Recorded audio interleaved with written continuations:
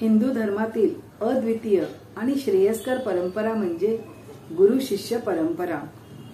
गुरुपौर्णिमेच्या दिवशी गुरूंप्रती कृतज्ञता व्यक्त करण्याची ही परंपरा प्राचीन कालापासून सुरू आहे।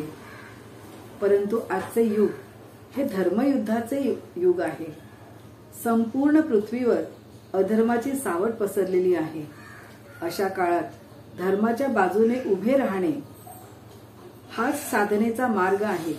ही जाणीव सर्वांपर्यंत पोहोचवण्यासाठी गुरुपौर्णिमेच्या महोत्सवाचे आयोजन ठिकठिकाणी करण्यात आले आहे। भारतभरामध्ये 77 ठिकाणी तर गोव्यामध्ये 6 ठिकाणी गुरुपौर्णिमेच्या महोत्सवाचे आयोजन करण्यात आले आहे।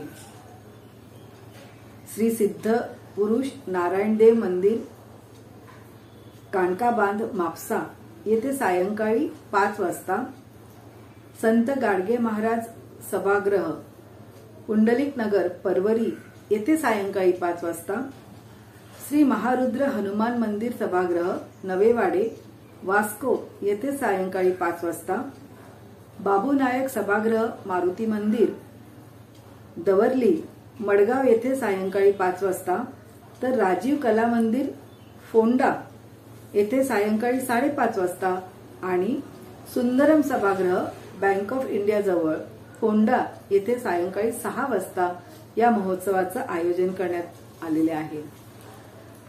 या महोत्सवामध्ये व्यासपूजन आणि परमपूज्य भक्तराज महाराज यांच्या प्रतिमेचे पूजन होणार आहे। त्याचबरोबर राष्ट्र धर्म याच्या रक्षणासाठी साधना आणि युद्धकालीन कर्तव्य काय आहेत या विषयावर मान्यवर वक्त्यांचं मार्गदर्शन असणार आहे। तसेच ग्रंथ प्रदर्शन, फलक प्रदर्शन हेही आयोजित केलेले आहे। फोंडा येथे विशेष कार्यक्रम म्हणजे शिवकालीन शस्त्रास्त्रांचे प्रदर्शन लावण्यात येणार आहे।